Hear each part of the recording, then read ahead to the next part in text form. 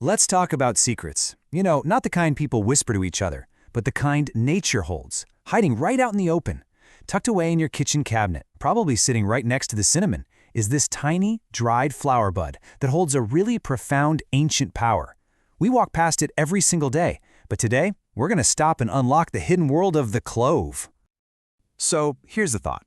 What if the key to rekindling your own vitality, that inner fire that really drives you, what if it wasn't something you had to go out and buy or learn from some guru or travel halfway across the world to find?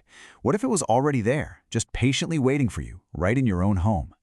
Because you see, for the mystics, the healers, the ancient wisdom keepers, the clove was never, ever just a condiment. They saw it for what it truly was. They understood it as a key, a master key even, designed specifically to unlock the energetic pathways inside of us, to purify our inner world, and to turn that little pilot light of our spirit back into a steady, burning flame. All right, let's dive into this forgotten power. We're about to rediscover a piece of wisdom that's been passed down for centuries. Because the people who truly understood the language of plants, well, they didn't just call it a clove. No way. They gave it names that were more like titles, names that hinted at its incredible, incredible purpose. Now, what's so cool about these names is that they're basically a user's manual. I mean, think about them. The awakening of the breath. That speaks to clarity, to life force, right? The very first thing we do when we come into this world. The spear of digestive fire. A spear is sharp, it's focused, it's powerful. This isn't just about digesting your lunch, it's about transmuting tough experiences and heavy emotions. And the sentinel of the aura. A sentinel is a guardian, a protector. This name points straight to its ability to fortify our personal energy field. And this wasn't just one culture's idea, not by a long shot. To really get how profound this is, we've got to follow the clove on its journey through time. Its history is this powerful testament to its status, revered by totally different civilizations thousands of miles apart who all somehow came to the exact same conclusion about its sacred nature. So it all starts in the Moluccas Islands of Indonesia, the legendary Spice Islands, where it was so precious it was literally used as an offering to the gods. From there, its reputation spread along the ancient trade routes. In India, Ayurvedic masters saw it as the perfect tool to stoke Agni. That's the sacred fire that governs all transformation. Then in Taoist China, it was used to break up stagnant qi, or life energy, getting that flow restored. And this wisdom even made its way to medieval Europe, where herbalists used it to create a shield of energetic protection around a person. Amazing, right?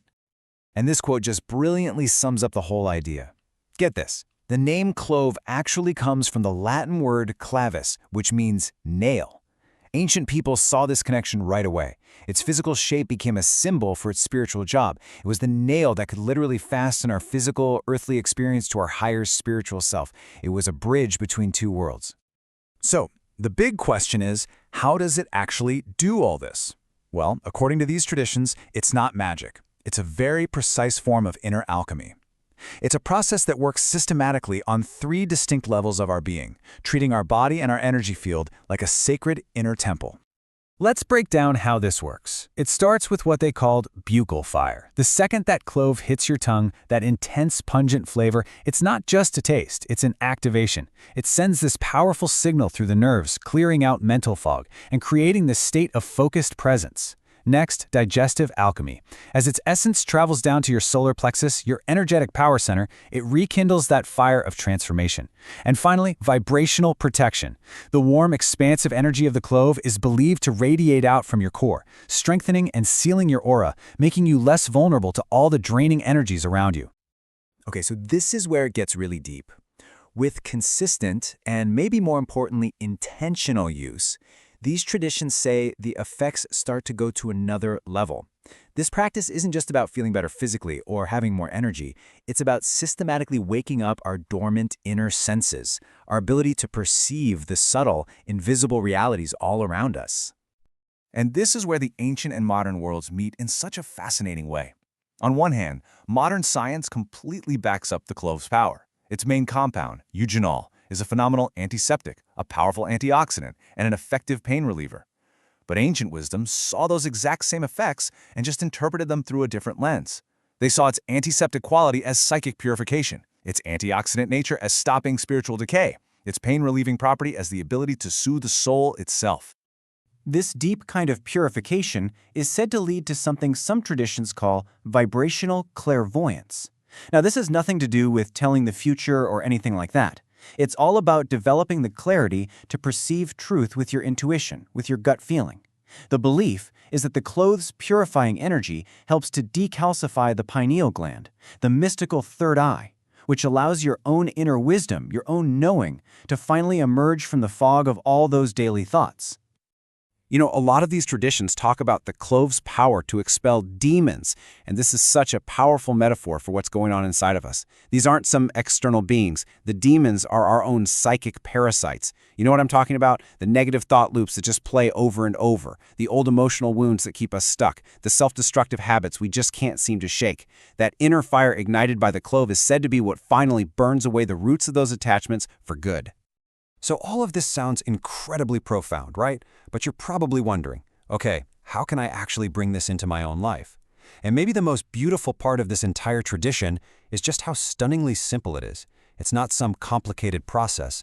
It's a small, daily ritual that you can turn into your own personal, sacred ceremony. The entire practice, passed down through generations of healers and mystics, it all comes down to this one number: 2. Just 2 whole cloves a day. That's it, seriously.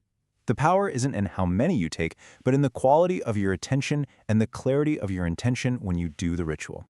But how you do it, well, that's everything. This is really an art. So first, before you even put it in your mouth, you're going to hold it, honor it, take just 1 second to acknowledge this tiny piece of nature and all the wisdom it holds. Second, you set your intention. This is the magic ingredient right here. You ask yourself, what am I clearing out? What am I calling in? And third, you just listen. As you chew it, you pay attention to the sensations, the thoughts, the feelings that come up. You become a scientist of your own inner world. And if you really want to amplify the effects, timing can make a big difference. If you do this ritual right when you wake up, it's like tuning your instrument for the day, setting a clear, powerful, energetic tone. And if you do it at sunset, it acts as a purifier, helping you consciously release all the mental noise and energetic junk you've picked up so you can rest deeply. And this brings us right to the heart of it all. This is the ultimate takeaway. The clove itself, it's not a magic pill that does the work for you. It's an ally. It's a catalyst. It's a spark. The true power, the real agent of change and transformation, is your own consciousness, your own intention, your desire to awaken to your own potential. The plant is simply a key, but you're the one who has to choose to turn it in the lock. So let's just leave it with this thought. The humble clove is this beautiful reminder that profound wisdom and real power are often not in the complicated or the expensive things, but in the simple things we overlook every day. It kind of makes you wonder, doesn't it? What other keys are hiding in plain sight in your life? What other ancient wisdom have you forgotten that's just waiting for you to notice it again?